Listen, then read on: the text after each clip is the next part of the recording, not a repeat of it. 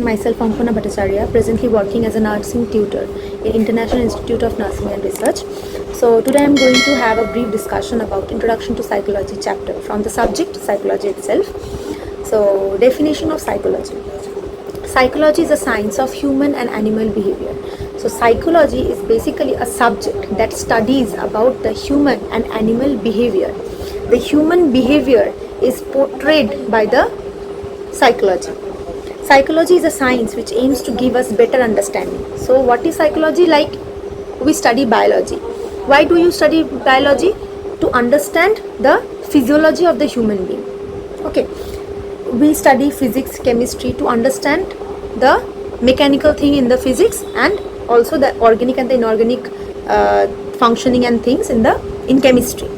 Similarly, we read psychology to understand the human behavior, to understand and to have a better knowledge regarding human mind or animal mind, what they are thinking, how they are thinking, about their normal and abnormal behavior they are showing.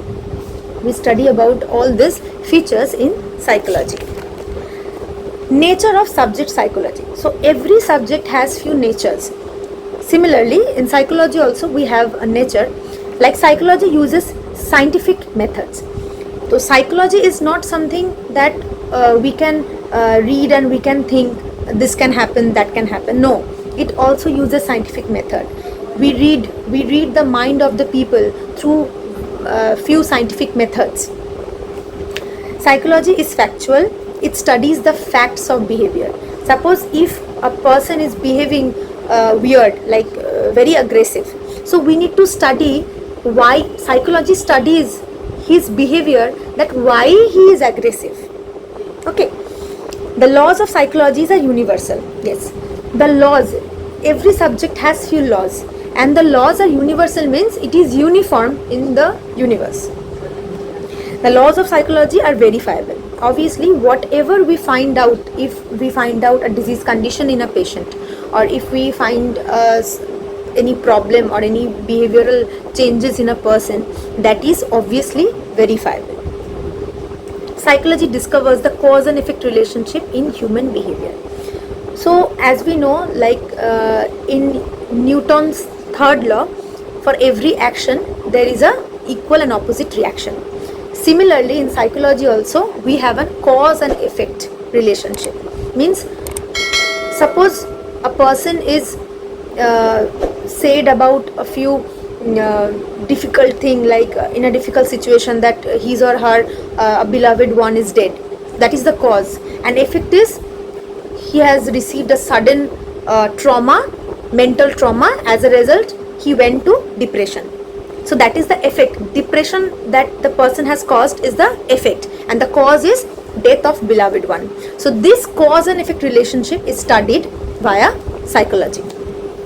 Psychology predicts human behavior. Obviously, via psychology we can predict human behavior, how a person will react on this situation.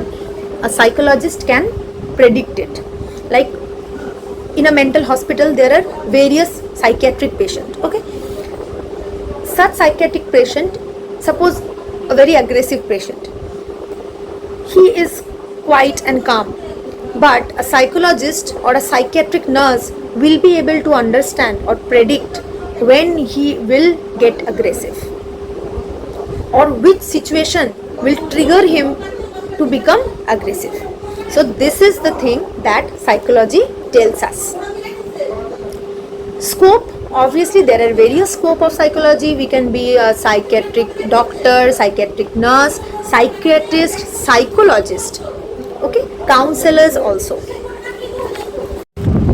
Now, as I have said, there are few methods of psychology. I have said previously in this nature that it uses some scientific methods, psychology. So there are few methods that are introspection or self-observation method. Now, what is introspection? We need to introspect our own self. Means, we have to find our insight. What do we want? What do we need? What am I feeling about this situation? So we have to introspect our own self. নিজেকে বুঝতে হবে. Once we understand ourselves, everything becomes quite easy. And sometimes we get confused that I'm not feeling well, but I don't know what has happened to me, right? So that is a very pathetic situation. But once you get to understand that, oh acha আমার এই জিনিসটা হয়েছে, আমার আমার এই পুজোতে এই জামাটা আমার কেনা হয়নি বলে আমার মনটা আমার একটু বিগড়ে রয়েছে. So when we get to know that what has happened to me, it is very easier to get out of it or to treat it. So this is the introspection method or self observation, to observe self behavior. Observational method is to observe the other people. Like if two person is sitting in front of you and you are told to observe those two person, you are observing a person is very quiet, sitting idle, like isolating self. You will understand that this person is not feeling well, or this person is might be suffering from some illness, or not happy, very sad.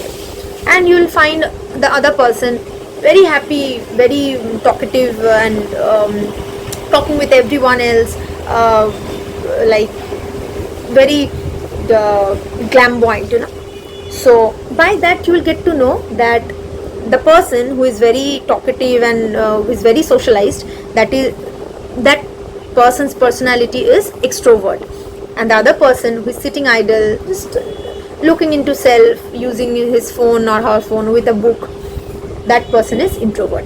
So by this you are getting to know the personality of both person. That is the observational method. Next is experimental method. So we need to experiment something, like as I have said, that cause and effect relationship. So this experimental method is used to study the cause and effect relationship. Like a patient is having a very close, suppose a pen is very precious, gifted by someone special. You are taking the pen from that person, okay, and you are keeping it. So that is the cause you are doing. You are taking the pen, snatching the pen from that person, and you are observing the effect. That person is becoming very violent, very aggressive, throwing everything over there. So that is the effect that is caused by snatching the pen. So you are understanding the cause and effect relationship. Next is clinical or case history method. So this is obviously done in the mental hospital. Whenever a patient gets admitted to the hospital, a clinical history or a case history is taken from the patient, that what happened, what's the past history, how is he feeling, did any episode have occurred previously. So this is the entire thing that is done in the hospital premises. So this is the clinical case history method, basically done by a psychiatrist, means a psychiatric doctor, a psychiatric nurse. Survey method is basically surveying in a community, suppose, or in a village. We are seeing most of the person suffering from, most of the child are autistic, okay. So we need to know that why all the children or all the infants are autistic. So by the survey method, we are collecting history from their parents, and we will jot down and we will find out that what is the reason behind those autistic childs.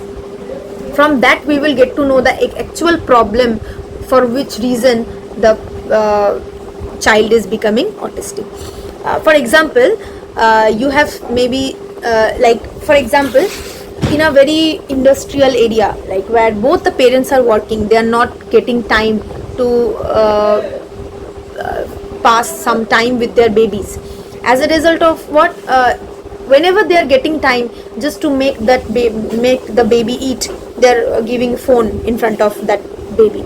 As a result, what, the baby is not talking, because the baby is getting everything without any difficult thing, without talking or without any tantrums, just with a certain ishara, the baby is getting everything. As a result of what, the baby is developing autistic behavior. The baby does not develop their tongue, does not develop that speech ability.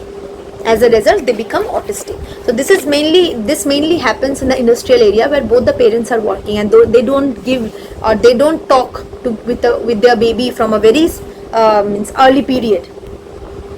Genetic or developmental method. Genetic or developmental method is the disease or the disorder, psychiatric disorder that are passed via genetic, means that is inherited either from parents or from grandparents.